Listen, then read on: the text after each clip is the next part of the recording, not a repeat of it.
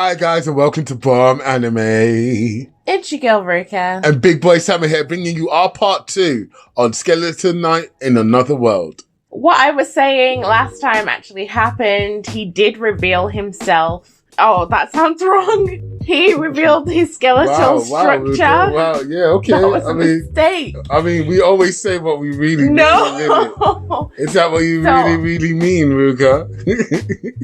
So now Ariane knows that he's a skeleton. She knows that he is cursed. And she's taken him to the elf village. Yeah, and we can also see that he tried an uncurse spell on himself at the end. And it kind of worked.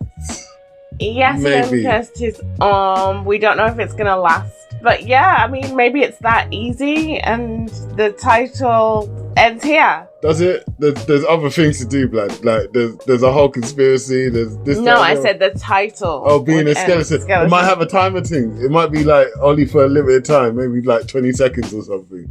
So these episodes were really dark. Episode 6 isn't, but 4 and 5 are extremely dark. Again, trigger warnings for those episodes, but if you got there, then you've already kind of expecting to see things like this since we already saw it early on.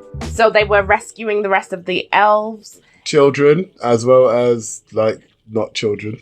Yes, and they ended up raiding a Marquis. Castle. Yes, I guess so. Tower. A palace, whatever you want to call it, House. to rescue the rest of the elves. Now, this was really shocking because we later find out that Ariane's father is actually one of the elders for the elves, meaning he's very high ranking. So although what was happening was really grotesque, she definitely shouldn't have made a move without sending communication to at least her father to get the go-ahead because of who they're dealing with. It's not a simple, normal person. This is another high-ranking person and there's a treaty at stake. So I know that sounds really heartless, but in terms of like the power structure, it's shocking that Ariane just went ahead and ransacked everything without even a second thought. I disagree with you because we live in a world where, like, let's not even take it to, like, kings and queens. Let's take it to the workplace, for example. People are too busy doing bureaucracy and not getting the job done, that things get delayed and no advancements occur. But then you've got people like Elon Musk who has streamlined his bureaucracy, I guess, and is moving forward in terms of technology. Like, she saw something wrong, they've already broken the treaty, time to do some stuff. And she did. And Ark got rich out of it. You're saying, let's not even talk about kings and queens, but that would be on this level. This is a royalty level. These are very, very high up. So it's not always about what the right thing to do is. A lot of the times it is about the bureaucracy of it, and that's why she should have thought about it. There should have been some way to easily contact the king. I mean, they're elves and they have magic. They don't have any communication magic where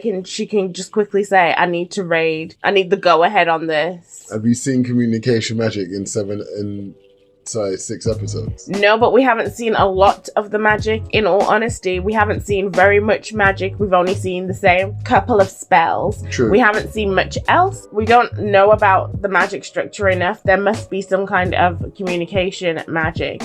I mean, Anne's mum, she's badass. Like, she can box. Like, yeah, she has really great sword skills. She's extremely fast. None of them look like dark elves to me, but okay, they say that they are. And she sparred with Ark, but I don't think he learned anything yet. And it was really surprising that he only used his dimension magic, like, at the very, very end. He wasn't using that to his advantage in fights.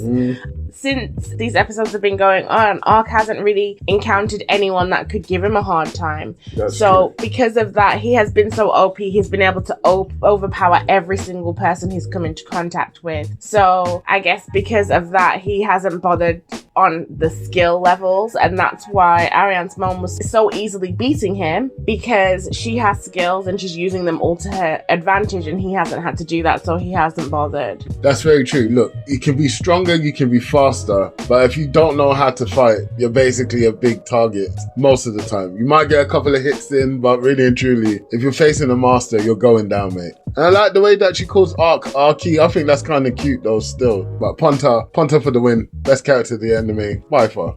We also got to see the royals that are running things on the other side of things. And we saw that there is a power struggle between the siblings of the king, where there's one daughter and two sons. They all have their own agendas. And even if they're doing the right thing, it's not necessarily for the right reasons. And they are supposedly heading over to the elf village to figure out what is going on with the treaty. Yeah, I don't understand how the king doesn't already know that this is going on. Like, it makes no sense to me. Because you can get a report that elves are taking their people back, but you can't get a report about people selling elves into slave. Like, do you get what I mean? I think the king's in on it too. Well, the whole structure of everything was quite weird. Like what I was saying to you with the communication earlier, why Ariane couldn't contact her dad. The elves know that elves are going missing and they decided to investigate. They've obviously released a bunch of elves, so they know that it's happening, but yet they haven't tried to contact the king to talk about the treaty in the first place and to officially let him know that it's been breached, because then the king would have to also open up his own investigation on his end, but none of that is happening. They haven't spoken to each other about it. The elves have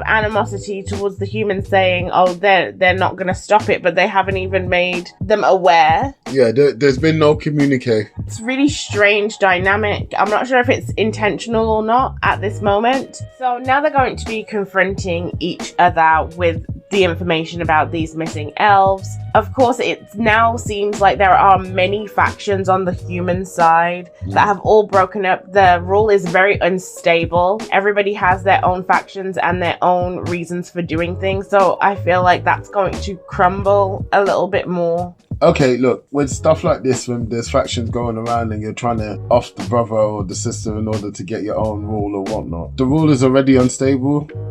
I mean, I keep going back to Overlord and making comparisons between Overlord and this, but like in Overlord, there's the kingdom and they don't have a centralized rule, but the Empire has a centralized rule. The Empire is flourishing, technologically advanced, has knights that actually work for the Empire. The kingdom has feudal system, they have conscription system and whatnot. They're backwards slightly, and it's because the power isn't moving in the same direction. The resources aren't going for the same goals.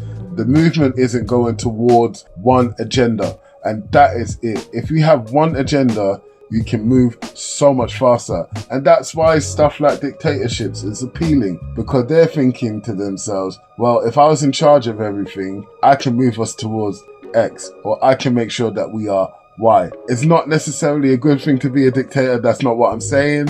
I'm just saying that there are some good points to having one direction, one mind and one goal in it. And so if this kingdom doesn't pick up its boots and try to get in one direction, they'll get into step with each other. Because you can have one direction with the cooperative. I mean, the UK has 3 houses that do stuff. Not a lot of stuff, but they do stuff and move forward.